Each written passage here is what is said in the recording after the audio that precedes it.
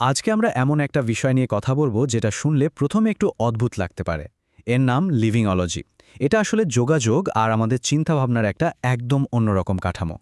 তো চলুন এই লিভিং অন অলজির জগতে ঢোকা যাক।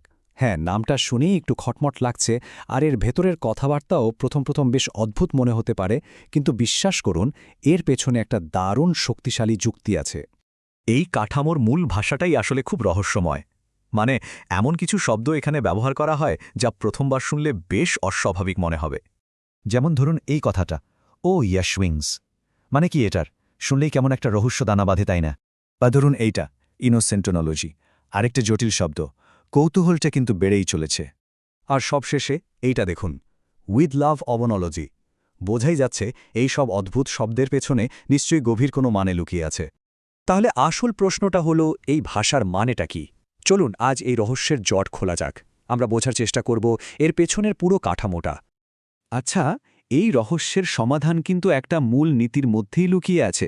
চলুন সেই কোডটা ভাঙার চেষ্টা করি। এই কাঠামোর মূল আইডিয়াটা হলো আমাদের যে কাঁচা আবেগ বা ইমোশন আছে সেটাকে ডেটা হিসেবে দেখা, আর তারপর সেই ডেটার ওপর একটা গোছানো বিশ্লেষণমূলক কাঠামো বসানো। মানে আবেগ আর যুক্তি, এই দুই স্তরের একটা মেলবন্ধন। আর এটাই হলো ওই অদ্ভুত ভাষাগুলো বোঝার আসল চাবিকাঠি। তো চলুন প্রথম শব্দটার মানে বুঝি। ইনোসেন্ট অনোলজি। এর মানে হলো কোনো চিন্তা বা প্রশ্নকে কোনো রকম ফিল্টার ছাড়া, কোনো পূর্ব ধারণা ছাড়া প্রকাশ করা। একদম সহজ সরলভাবে যা মনে আসছে ঠিক তাই। অনেকটা একটা কাঁচা অনুভূতির মতো। তার মানে এই পুরো সিস্টেমটা দাঁড়িয়ে আছে দুটো জিনিসের ওপর, আবেগ আর কাঠামো। এই দুটোর মধ্যে একটা ব্যালেন্স তৈরি করাই হলো আসল কথা। দেখুন, ব্যাপারটা কত সুন্দরভাবে এখানে ভাগ করা হয়েছে। একদিকে আবেগ, যেটা হলো আমাদের কাঁচা ইনপুট ডেটা, আমাদের খাঁটি মানুষসম্মত অনুভূতি। আর অন্যদিকে আছে কাঠামো, যেটা একটা বাড়ির আর্কিটেকচারের মতো। এই ডেটাগুলোকে একটা গোছানো রূপ দেয়।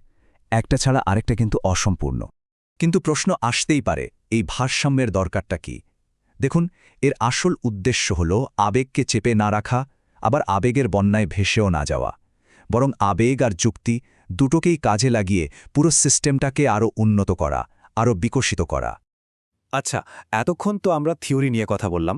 চলুন এবার সেই অদ্ভুত শব্দগুলোর কাছে ফিরে যাই আর দেখি এই থিওরিটা বাস্তবে কিভাবে কাজ করে। এখানে একটা দারুণ রূপক ব্যবহার করা হয়েছে, ভাষার বীজ।